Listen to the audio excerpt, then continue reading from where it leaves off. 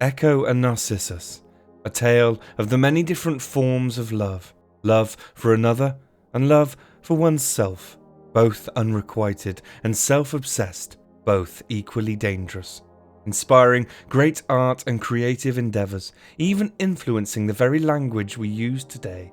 The story of Echo and Narcissus is a fascinating one, with roots in both Greek and Roman mythology. So, who were Echo and Narcissus, and what can we learn from their legend? Let's find out together right now. Echo was a mountain nymph from Cytherion in Boeotia. Her parents are unclear, but she was educated in music by the younger muses. Beautiful in her own right, Echo was chased by both the gods Apollo and Pan, but she shunned their advances. Although Zeus himself did not chase after Echo romantically, he made good use of the mountain nymph in other ways.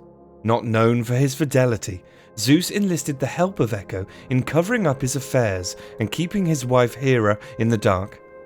Whilst Zeus would have his way with other nymphs, Echo would talk for hours with Hera, distracting the goddess from Zeus's indiscretions. Hera eventually discovered the role Echo was playing in enabling her husband's affairs, and so she cursed Echo to never be able to speak her own mind. Echo was from that moment forward only able to repeat the last words spoken by others.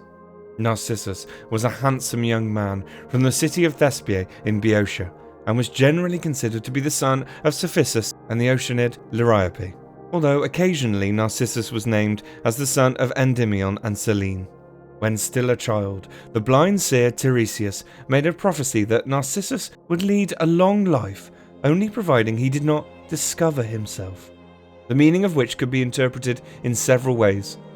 It might be translated to mean that Narcissus should not look upon himself, which, as we will learn shortly, was actually pretty good advice, but equally it may be taken to mean that Narcissus had to remain humble.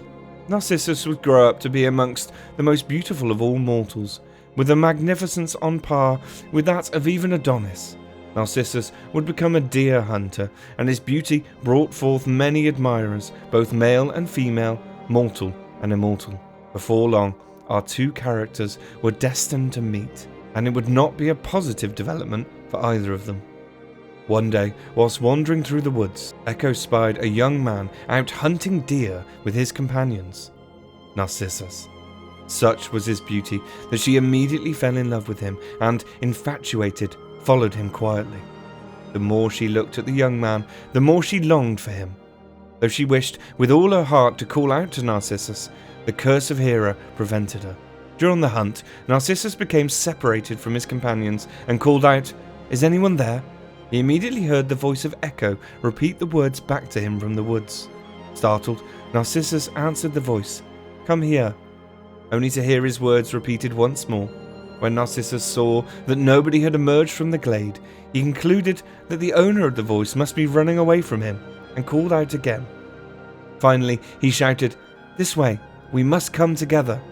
Taking this to be a reciprocation of her love, Echo concurred ecstatically. "We must come together." In her delight, Echo rushed to Narcissus, ready to throw her arms around her beloved. Narcissus, however, upon seeing the origin of the voice, was appalled and spurned her, exclaiming, "Hands off! May I die before you enjoy my body." All Echo could whisper in reply was, "Enjoy my body." And having done so, she fled, scorned, humiliated, and shamed. Despite the harshness of his rejection, Echo's love for Narcissus only grew. It was too strong, too powerful for her to contain, and it eventually consumed her. Laying alone in her cave, she gradually withered away, her being fading until all that was left was her voice, the lonely sound of an echo that remains today. Echo was just one of a number of spurned lovers, for a tale is also told about the rejection of Amenius, a fragile youth who had also fallen in love with Narcissus and was also spurned. Amenius would take the rejection as badly as it could be taken, and the youth would commit suicide in the doorway of Narcissus's home, killing himself with a sword that had been given to him by Narcissus. Some say it was Amenius who called down the vengeance of the gods upon Narcissus, whilst others say it was one of the multitudes of rejected nymphs who prayed to them. or even the many creatures of the forest who loved Echo dearly and were devastated by her passing.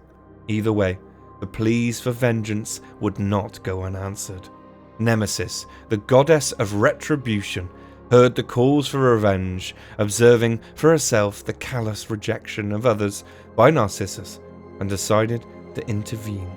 Nemesis attracted Narcissus to a spring with crystal clear and calm waters. Narcissus, tired of hunting, decided to take a break and drink some water. As he drank from the spring, he began noticing the calmness of the water. In the natural mirror, he saw his face clearer than ever before. The more water he drank, the more he stared at his own image. Surprise turned into marvel, marvel into love, and love into an obsession. Narcissus was unable to move. His image had completely neutralized him, as he found himself burning with desire for the person he saw in the water of the spring.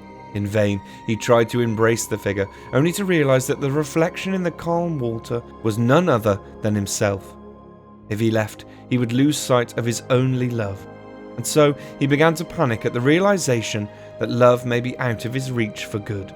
He was frozen, trapped by his own hubris, and consigned to a fate that he had consigned so many others to with his callous rejections.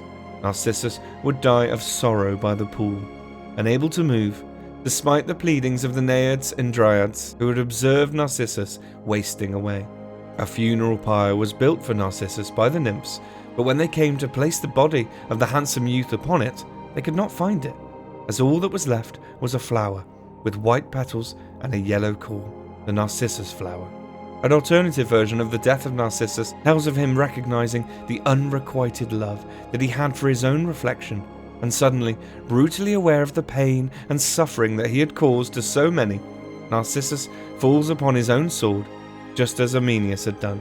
Some suggest that, even now in the underworld, Narcissus still looks at his reflection in the waters of Hades. An ultimately tragic story, then, in which both Echo and Narcissus choose death, or rather, nothingness, after being seriously heartbroken. However, whilst Echo lost the will to live after being turned down by someone she loved, Narcissus chose to abandon life after realizing that he was unable to love anyone other than himself. If you think about it, the myth of Narcissus is as much about a selfish boy who loved his own image too much as it is about a lonely boy's inability to love anyone else. A much more somber thought. Above all, the transformation stories of both Echo and Narcissus could be interpreted as a warning that the line between love and obsession is often much smaller than we think. Hey guys, thanks for watching. If you enjoyed the video, don't forget to hit that subscribe button for more great stories. Cheers.